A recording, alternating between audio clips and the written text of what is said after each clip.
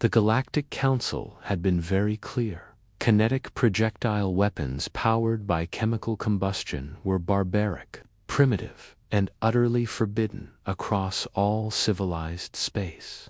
The Covenant of Harmonious Species, signed 3,000 cycles ago, had established this law after the Krathan Wars nearly destroyed half the known galaxy. Explosives, missiles, and anything that used gunpowder or plasma propulsion to launch deadly force were considered weapons of mass destruction. So when humanity applied for membership, they agreed without hesitation.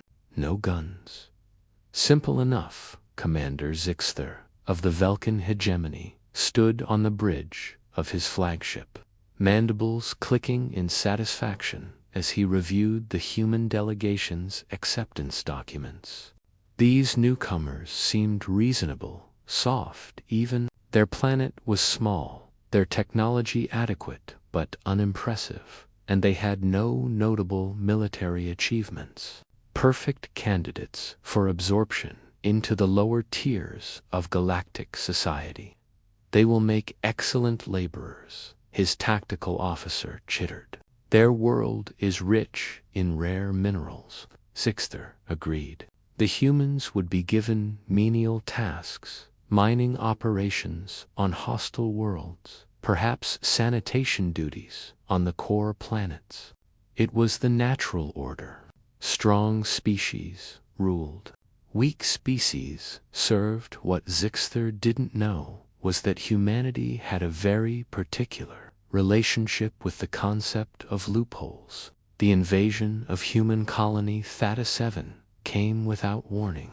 Zixter's fleet emerged from hyperspace above the agricultural world, expecting immediate surrender. The colony had only 12,000 inhabitants, mostly farmers and their families.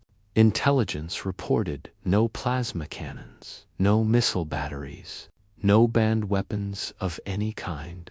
Broadcast the subjugation terms, Zixter commanded. The response came in the form of a single-word message, no. Zixter's mandibles clicked in irritation. Deploy ground forces. Make an example of their central settlement. 5,000 Velkin shock troops descended in armored dropships, their exoskeletons gleaming with energy shields. They had conquered 47 worlds using this exact strategy. Overwhelming force, technological superiority, and the certainty that no species would risk galactic sanctions by using forbidden weapons. The first wave landed in the middle of what appeared to be a town square. Zixter watched through his command display as his soldiers formed ranks, preparing to march on the colony's administrative center. Then the sky darkened with something impossible. Private Jake Mitchell crouched behind a barricade of farming equipment, his compound bow drawn to full tension. Beside him, Sarah Chen notched a carbon fiber arrow tipped with tungsten carbide, her breathing steady and controlled. Range, Sarah whispered. 200 yards, wind negligible, Jake replied, his eyes tracking the advancing alien formation through his scope. Remember, aim for the joints. The shields don't extend past the armor seams. All around them, 300 colonists held similar weapons. Compound bows, recurve bows, crossbows, some mechanical, some entirely manual. Not a single firearm among them. Every weapon was powered by muscle, leverage, and spring tension. Completely legal under galactic law. For Earth, Sarah murmured and released. The arrow flew faster than most bullets, accelerated by 200-pound draw weight and aerodynamic perfection. It struck a Velkin soldier in the neck joint, the tungsten tip punching through the vulnerable connection point between helmet and chest plate. The alien fell without a sound. 300 more arrows followed, in a black wave. Zixter stared at his tactical display in disbelief as his soldiers' life signs began winking out. "What's happening?" "Report." "Projectiles, Commander. But not chemically propelled. They're using manual tension weapons. Primitive bows." Zixter's mandibles spread wide in the Velkin expression of shock. "Those can't possibly penetrate military-grade armor." But they could, and they did. The humans had spent centuries perfecting archery. What began as hunting tools and sport equipment had evolved into precision instruments of war when they'd read the fine print of galactic weapons restrictions.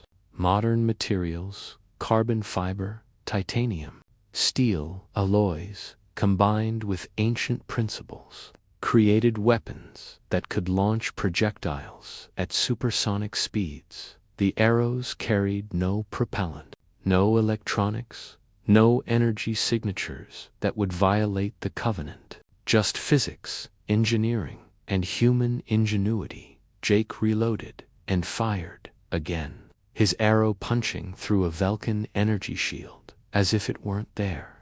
The shields were calibrated to stop plasma bolts and explosive ordnance, not dense physical projectiles moving at Mach 2. "Second volley," Sarah called out. Around her, colonists fired in disciplined waves, their arrows finding gaps in armor, weak points in shields, the vulnerable optical sensors on alien helmets. The Velkin advance faltered, then broke. Soldiers who had conquered worlds retreated before farmers with bows. By the time Zixter ordered orbital bombardment, something else had changed. Human reinforcements had arrived not from another colony, but from Earth itself. The warship Defiance dropped into orbit, its hull bristling with what appeared to be siege equipment. "Are those ballistas?" Zixter's tactical officer whispered in horror.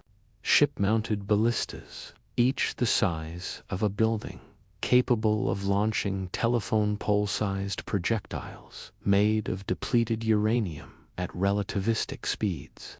Completely mechanical, completely legal."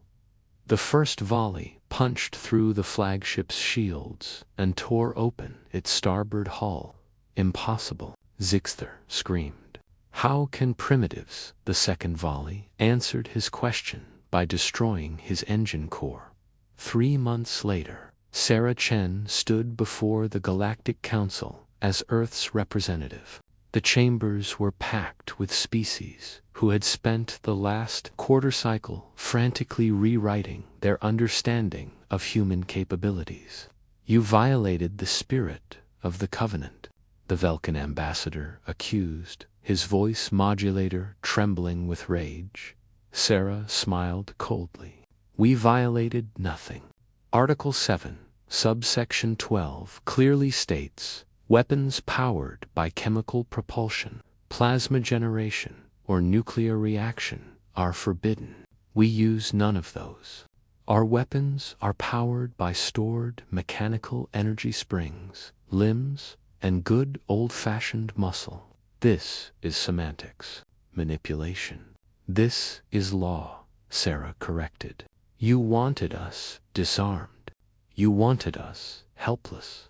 Instead, you underestimated what humans can do with tools older than your civilization.